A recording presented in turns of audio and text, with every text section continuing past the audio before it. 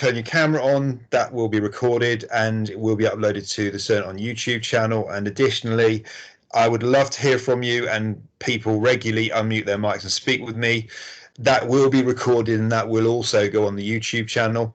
If you prefer not to do that, then you can always place a question in the conversation. That's a little speech bubble on the meetings bar at the top of your screen. And I'll pop back over from time to time and pick up questions, and we'll work our way through. With all of that in mind, we are going to look at both of the functions in Forms. Forms has two options available to you. It's either to create a quiz or to create a form. We'll look at how to do both of those things briefly this time. We'll have a look at how to then analyze that data you get back and where you get it from. Also, how you might share a form with others. And we'll probably touch very lightly on how to use advanced features such as Forms Pro, and we'll have a quick question and answers at the end, but we'll also take questions and I'll give you as many answers as possible as we go through. For those people that were here yesterday, we gave the option to earn some points from the Microsoft Education Center. Those made you a certified MIE, or a certified Microsoft Innovative Educator. The Microsoft Education Center is there on screen. You can find it by going to any web browser and search engine and searching for Microsoft Education Center. Where the fingers are pointing in the top right hand corner, there's a sign in button. Some of you may have an account already created, but if you don't, you can sign in there, and at the end of the session I will give you a code to redeem to get the equivalent of 1,000 points and become a certified MIE for the forms training you're going to do today, instead of having to do the self-study course. So that will come at the end of the session, and then you can go to the Microsoft Education Center, and as long as you're signed in, click the initials that will appear in the top right hand corner, and there's a redeem box, and that's where you pop in the code, which I'll put into the chat for this meeting. Just going to swap screens a moment and move across to Microsoft Teams itself and also Forms.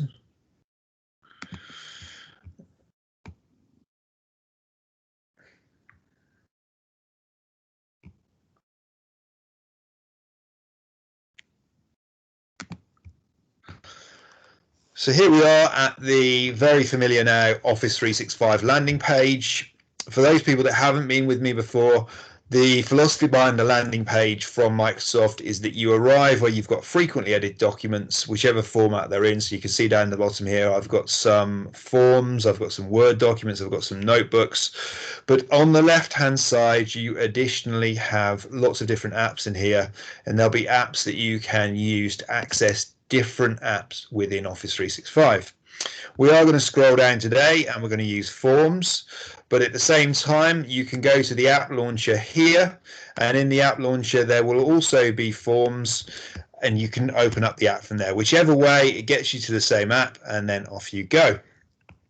The Forms app is very, very straightforward and quite intuitive to use, so I'm just going to click on the tabs.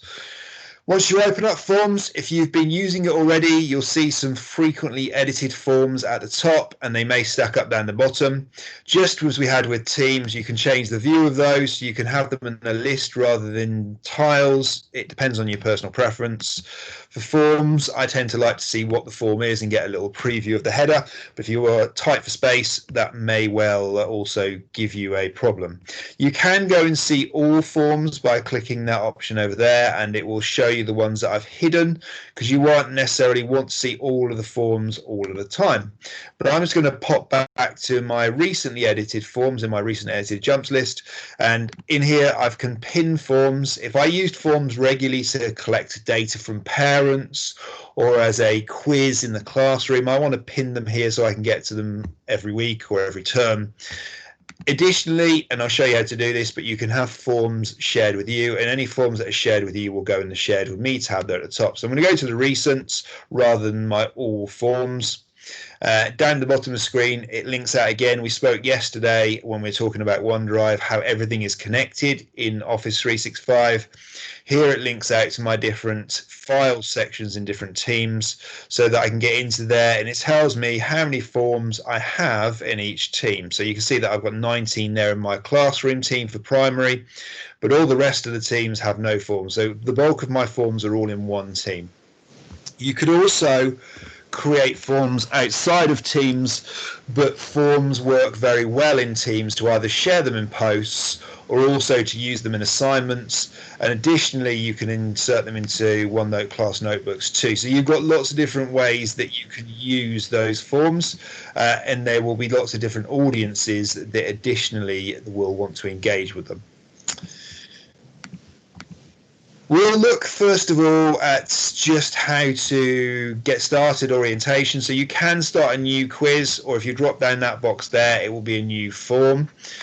New quizzes are used primarily for teaching and learning purposes, and forms are used for data collection either internally within the school or externally with parents, whichever way you want to work it. If you want to start a new form, then I'm going to go in here, click on new form, just to show you what it looks like from the outset. We'll give it a title. So this might be distance learning. We'll call it that as its flavour of the month at the moment. And with distance learning, we can ask, please tell us more about how you're finding distance learning.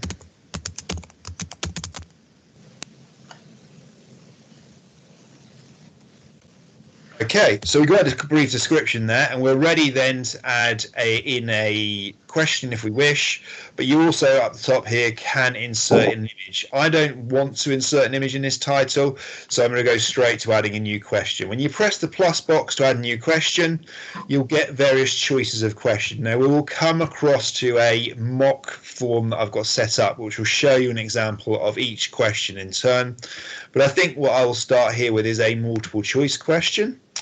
Click choice, and then you can have various options. So here we will ask, please tell us about the devices you are using at home.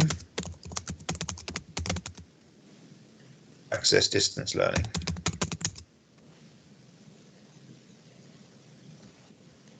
And if you wish, add a description in there, and if you want to add a description in there, down in the bottom the ellipses always hide more options, so you can put a subtitle in. The subtitle allows you to have a bit more space to describe and expand upon a question or a statement if you think it's required.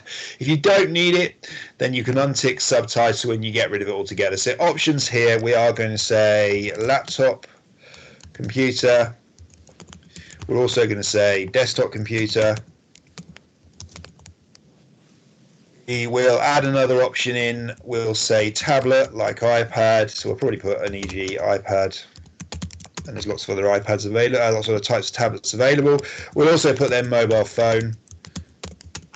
And we might, in this instance, I think it would be useful to have another option in case somebody's got another type of device, because we aren't quite sure. Now, having done this previously, you may end up with some people getting in contact saying, I've got more than one type of device at home. So instead of it being as it currently is by default that you can only tick one, you can slide this bar across at the bottom, and that will allow you to tick multiple answers. So you might say, well, I've got a laptop, but I also have a tablet device. So therefore, I've got two children at home. One can use one can use the other. If you wanted it to be a single answer, then slide that back across and you'll get circular boxes to tick. It's up to you. So I'm going to leave that one over there. You can also decide if you want to force somebody to answer this question. So you can toggle on the required, and then it means they can't submit the form at the end without filling in the required answer. So they can't not give you a piece of information you wish to have. In the ellipses at the bottom, you've got other options. So the subtitle, so the subheading. Branching, I will come to when we go across and look at my demo form. And if you want to, you can shuffle the options so they can move around. But at the same time, when you hover over them, you can move them. So if I decide I wanted desktop computer first, I can reorder them without having to delete them. If I want to delete them, I click the recycle bin on the side and that will take it away. So there I think I've got my first question and I'm ready to go. So I can then add another question in underneath, and I might want to make this text. And I'd like a bit more space for them to answer.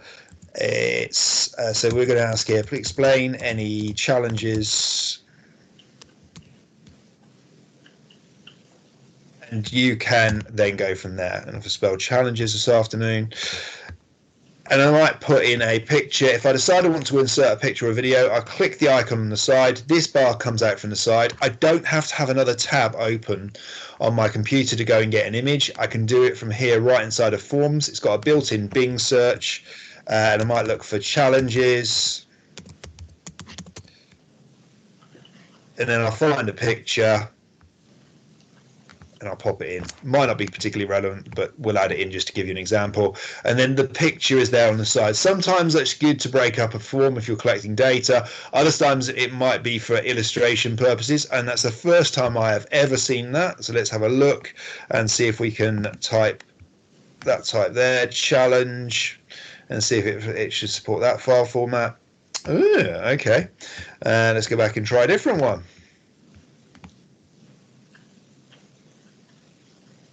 Doesn't take this one. We'll shift on. No, that does take that one.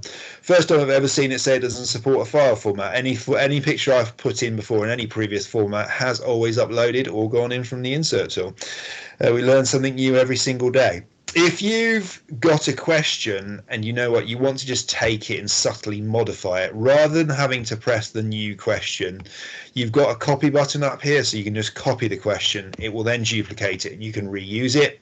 Once you start to build up your bank of questions, you can move them around and reorder them by moving them up and down the list, so they don't have to stay in the order that you create them in, because everybody changes their mind, and you can do it there.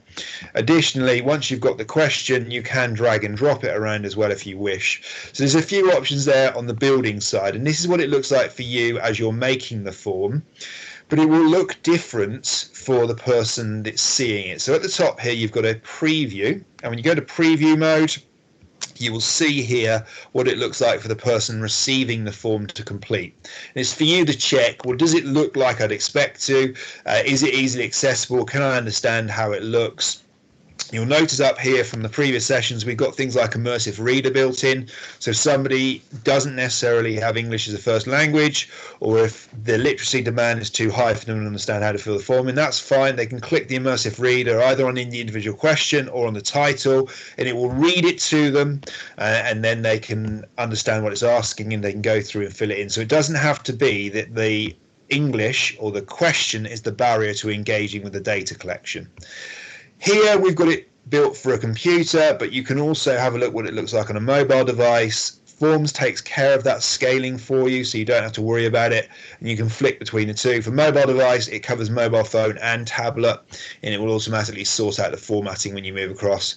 99% of the time it does a good job, and it will display it in a way that works for anyone that gets it. You may find the occasional quirk sometimes around scaling a picture or a video if it goes in, but very, very rarely do I ever find an issue with that.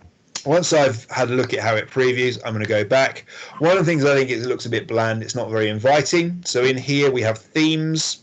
We can pick a theme that's there for us, or you can add your own theme in by adding a customized theme, and that allows you to choose an image to upload and also color formatting. Just for speed today, I think I am going to pick one of the defaults there, and I'll get rid of my themes out the side. I can go back and check. So it's taken care of the color formatting. It's put a nice background on. It's just quick and easy for me to do.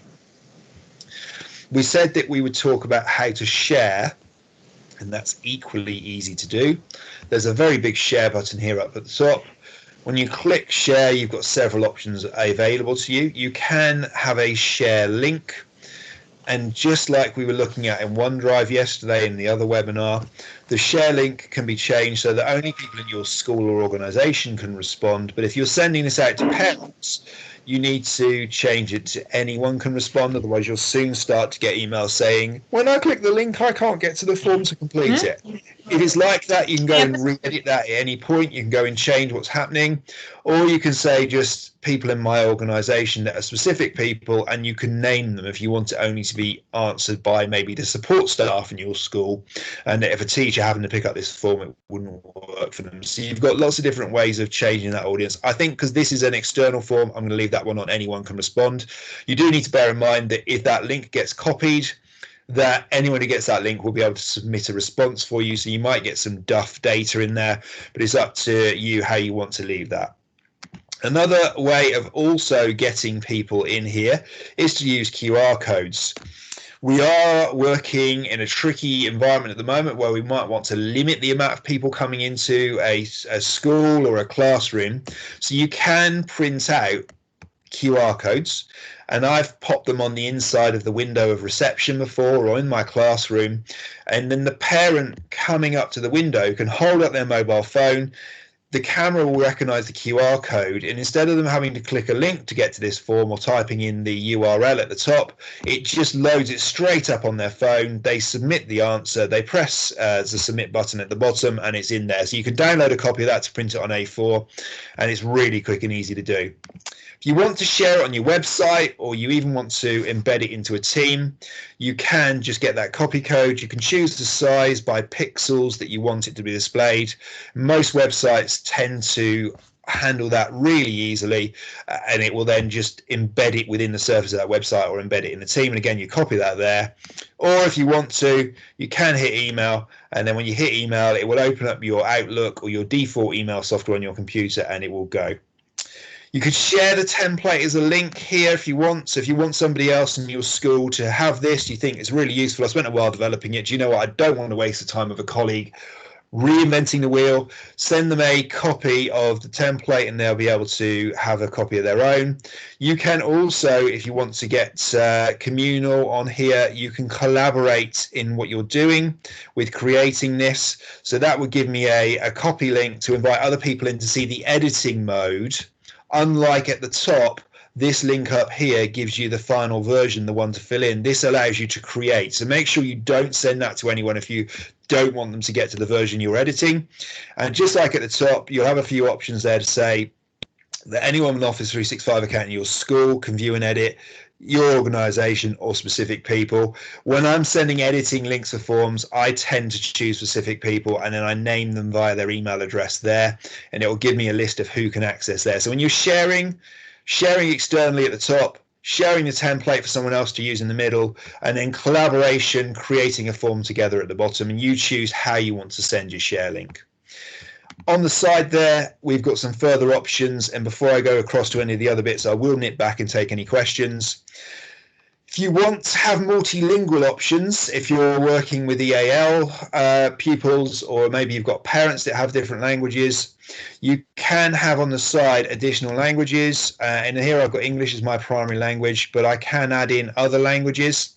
You choose the language, and then when someone comes to use the form, there'll be an option at the top of the form, which I'll show you when I go to a prepared one later, where they can switch between these different languages, and then it will change the whole of the form into their own native language instead of them having to use Immersive Reader and changing each question or title. It depends on the audience. You know who you're going to be sharing this with, so really that's up to you. If you go into settings, it will give you another set of hidden settings beyond the share settings. So who can fill this form? Again, that sort of duplicates some of the share options there, but you choose whether it's only anyone or anyone else. So where I've chosen it in the share, it's remembered it over here in the settings. The options for responses, you can accept responses at any point, or you can limit the time that responses are open for, and you can set a start date. So we might say it's going to go live tonight, and tomorrow, if I scroll down, I'm going to say it's going to close at 5 o'clock tomorrow, and it's going to be open for 1 day. So I've got an entire control over the time that it's available. Shuffle my questions from there. I can also enter a thank you message. So it could be your response has been submitted. Thank you for taking the time.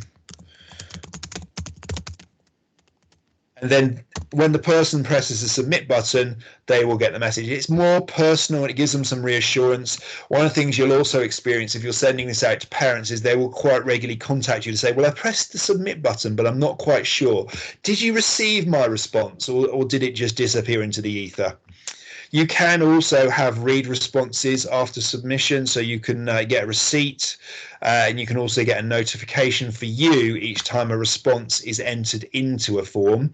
So instead of you having to come back and regularly check the form to see if somebody submitted a response, you can get an email and it will say, oh, you've got another one, or you've had another 2 this morning, and then you can go back and check when you've got time. So settings is another place to go and make sure that you've got everything just the way that you want it.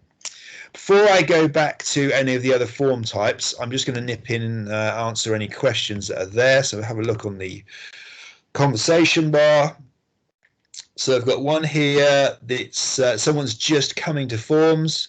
Give you SL students. Okay, I copied a link and put it into Teams. However, when you check their answers in the Excel spreadsheet, it did not record their names or email addresses. You aren't doing anything wrong. So you can, when you submit the form, you can put in a question to say, what's your name and what's your email address? Usually, and it's quite unusual, there might be a setting on your Office 365 or a restriction on your Office 365, but usually it also tells you the email address of the person that's submitted by default, unless you're anonymizing responses. So that may be something that's been restricted, but if you absolutely want it, make 2 required boxes and insert them at the top, one being name of the student and the other one being email address, and then you will absolutely get it, and there's no way they could submit the form without you having that information. So if you want a quick and easy route in just to get that sorted, that's probably the quickest. And then just check with whoever administrates your Office 365 if there are any restrictions on there, which is me giving you anonymized responses. Can you add an attachment to a form? You can't add an attachment, but you can add files and upload files, and I'll show you that next when we go to look at different types of forms. Has anybody else got any questions at the moment that they want to ask, either in the chat or they can unmute and just speak to me if they wish? Not currently. Okay, that's fine. We'll pop back again in a little bit and we'll have a look if there are any more questions. If you want to get back to your forms, all you do is click the forms button at the top, and that's how you get back to the page where I was at previously, where I had my recently edited documents. So if you want to learn a little bit more about what we're doing with other types of questions, I'm going to go into my demo questions form. No, I'm not. I'm going to go into this one here. This is one that I've built, which has other features in it. So I mentioned branching and said we would come back to branching. The branching is very easy to achieve. So question 1 here, I'm asking a survey about when pupils or students best learn. So if I click on the question, I can then go down here and I could add branching, and depending, and I've already got it in here, depending on whether they tick morning or afternoon, it's going to take them to a different question. So on question 1, if somebody answers morning, I've added the option, and you just do it by a drop down box, and you go up and down and you select the other questions in your form where you want that person to go next. So if they answer morning, they're going to go directly to question 2. But if they answer afternoon, they're going to skip question 2 entirely, and the flow of the form will take them directly to question 3. So you can control where they go at a very basic level in the form, and if you don't want them to see a certain question because you know it's going to be irrelevant depending on the way they answered the previous question, then the branching option is there for you, and then you can get that to flow through. So branching is there. When you want to come back out of branching options, you just press back, and this little icon at the top here indicates that in this Microsoft form there is branching in use. That's what it means. You'll be able to see that as the person who's created it, but the people that are viewing it afterwards will have no awareness whatsoever. We also spoke about languages. So if I go to preview, in this one here, I've added in additional languages. So I can change it to French, I can change it into German, I can change it into Polish, so that if somebody chooses that, it will swap over the form so it then displays in their language. You do that by enabling the multilingual over here, and then whatever you choose as the multilingual, you can add it in. That's a choice for you to enable based on the people that you know you're going to be engaging with. But also, if I went back to preview and they weren't able to force you to add in another language option at the top, they've still got the immersive reader here, so they can choose their own language options independently of anything that you've added in. And they could always make a request for you to say, look, in future forms it'd be really useful if we could have another type of language included. We've also got sections here, and one of the other things that you can do is you can add sections in, and adding in sections make it a lot easier for people. It also breaks down the questions into smaller chunks, and they don't look down a long form and go, there's 20 questions here, do you know what, I can't be bothered to answer this. If they see only 5 in section 1 and then they do 5 more in section 2, it makes it far more palatable for them. You get that in here by when you go to add new and you come down, you can add in a section there, and then it will break the whole form into sections for you. If I go into preview mode and I fill this in, so this is the example of a multiple choice question, and I'm going to say, and because it's branching, it will add another page in there. I'm going to say I'm an afternoon person. There you go. Now I've answered afternoon. My question 2 just goes straight through, and actually in the master copy, what appears to be for me my question 2 is actually question 3 in reality, but I don't know that in the way that I'm filling it out. Answer your question, and it might be because I sleep in, something like that. And with your answers, it can be, this is a long answer, so it could take a fair amount of text, or you can make it short answer, so it's only one section. Rating question, and is how did you find? So you can have things rated, so you can give something a rating. That's usually good for feedback at the end. You can also have questions which ask for a date as an answer. So you could say, on what date do you think you would like to visit the school? And you might say, well, I'd like to come in on the 22nd. You can have ranking questions as well, where you might here be rating your lessons by preferred subjects. It might be, look, I really would like to rate science as my favourite, and I'm going to put English down the bottom and maths second. So you can re-rate things. So you might want a rating question. You can have here a grid where you've got rating questions, but by multiple criteria. So here I've got emerging, expected, and mastery. So I might say, well, I am expected in biology. I think if I'm self-assessing, I'm mastery in chemistry, and I'm emerging in physics. You can have a net score where you give your net score today. So you might say, well, in this instance, how likely am I to do something new today? How much am I feeling like I'm up for a challenge, or I'm open to doing something unknown? Well, I think I'm a 9. So you can rate something and get a net score rating. Somebody asked about attaching documents. This is where you can upload and submit files back to whoever set the form. You can set, when you have an upload and attach files type question, you can set the size of the file that you will receive or accept, and you can also set the types of files that will come in, and then those go into your OneDrive and they'll be stored there as a submission. So you can have upload files. I'm going to click next, and then I'm into section 2, future developments. And you know what, the person didn't put in a question here about submitting suggestions for future development, so I'm just going to submit the form overall. That will go in. It's got, thanks for my response was submitted. I haven't customized that. You can submit another response, but you could also limit it so they can only put one response in. And then I'm going to go back there.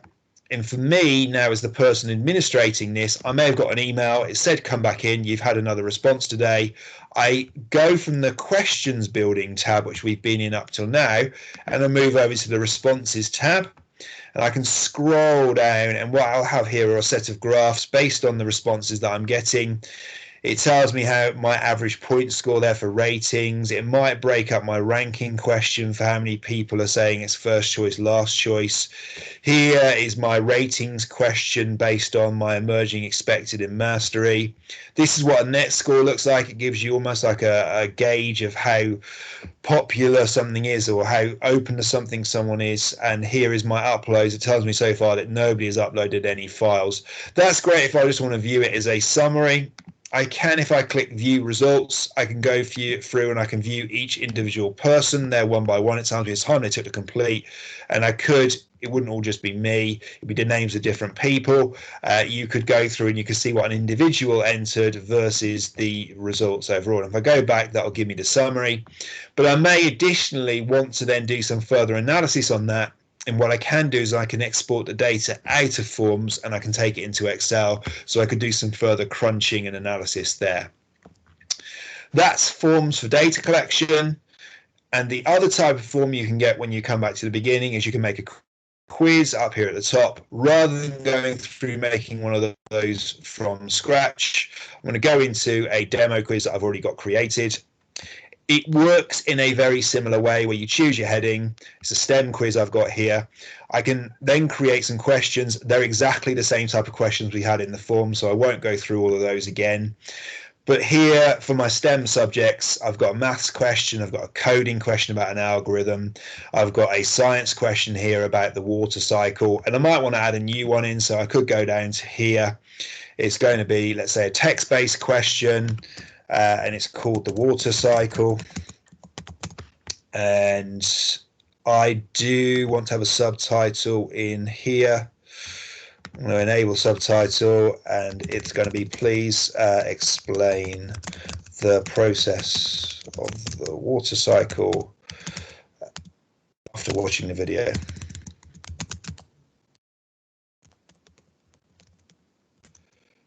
And we're going to add a video into this, just like we're adding pictures. So it gives them a description of what you're expecting. And I have chosen at the moment the wrong type of question. So do you know what? I'm just going to take that there. I'm going to copy that out. I'm going to bin that question. When I go back to add new, I'm going to have a text question in there. So I will put the subtitle in again. I'll paste that in there. I'll say water cycle.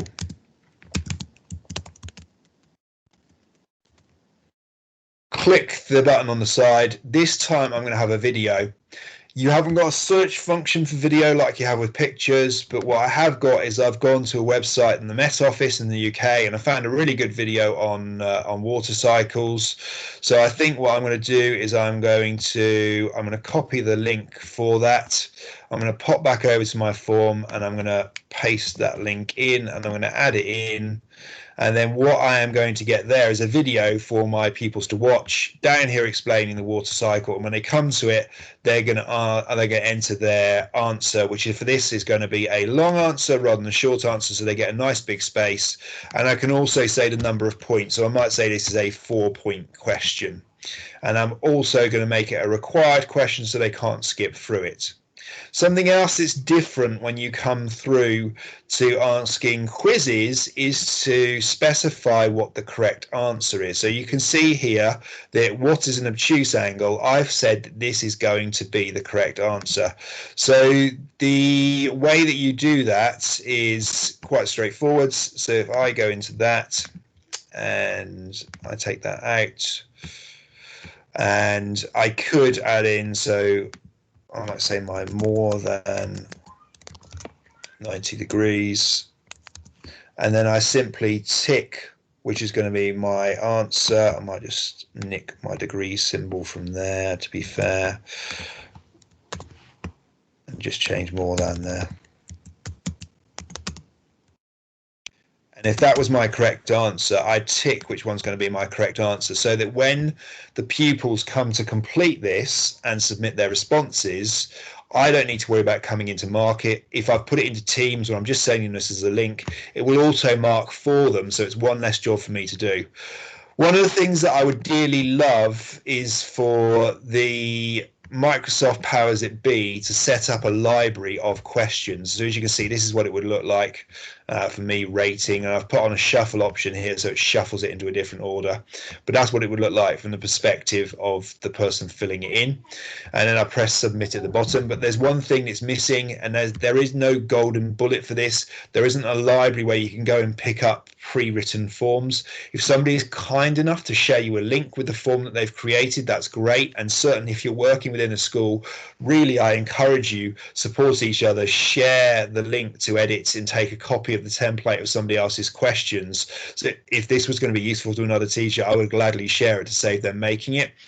But otherwise, you're going to have to go and create that and make it up from scratch. But you can see there quite quickly how you can make yourself a quiz in Forms, and then you share the link for that either into Teams, or you share the link for that in a document or in an email, or however you want to do it. But they could come in as pupils or students and they could complete that form. All of the same options are available over there with themes, sharings, and settings. So really, Forms is quite a handy little tool, and that tool itself is powerful enough to get most people through. But one of the things we said as the last agenda items is that there were advanced features. You can have advanced features. If I go back to home and I go to App Launcher and I go to more apps, and we won't cover this in its entirety today, but what we will do is we'll talk about this. You can, if I can find it, Power Automate. Power Automate is a app in itself where you can automate. You can script in something called PowerShell. You can automate what happens in a form, so you can control the flow of it. You could also control it linking out to other applications. So if it said something like what's your email address and would you like to email us? If you use something like Power Automate, you can have your form in Forms Pro link out to other Office 365 applications, but that does require a license upgrade, and that will be something that requires a higher level of end user knowledge than just Forms itself, which is included in all Office 365. So the starting point is Forms, but if you find you've just hit the limits of what you'd like it to do and you'd like it to do something a little more powerful, then it's probably the other versions that you're going to need, and also that Automate features there. So that really concludes the introduction today, and it's now up to me to take any further questions. I'm just going to go over and check in the chat if anyone's asked anything else. Somebody's asked here, like, can you say Forms can automatically send a copy of the answer to each person when they complete the form? It would, in the quiz features, it would auto mark when they press submit, so they'll see which questions they got correct and which questions they didn't answer correctly. If it's being used for data collection itself, then no, the data is private to the person collecting it, and once they submit it, they wouldn't be able to go in and see the response they made, and they wouldn't necessarily be able to go in and see the responses anybody else has made. I can see that somebody's got their hand up there, so yes, over to you.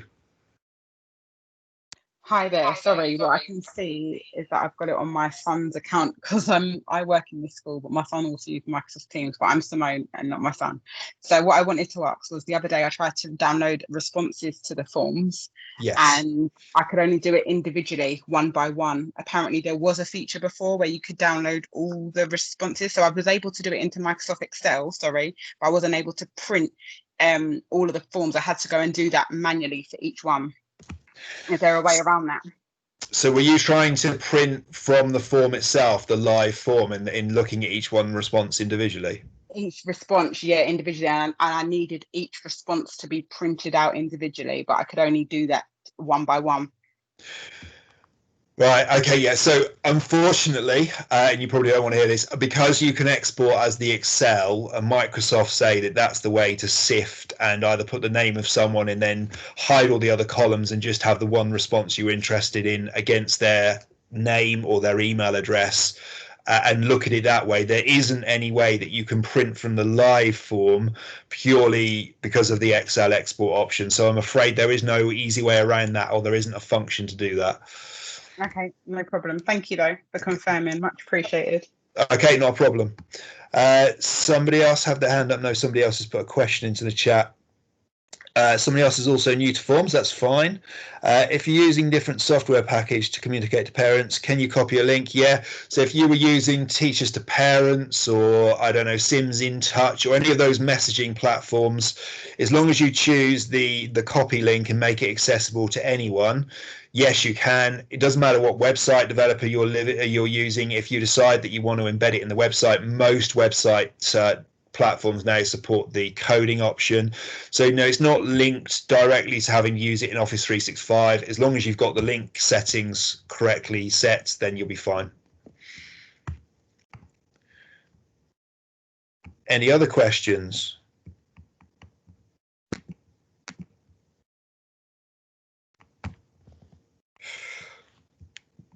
Yep, I see there's one that's come in. No, someone's saying thank you. It's not a problem. Okay, I'm just going to pop over and grab the code while anyone else has a little think about whether you've got any further questions.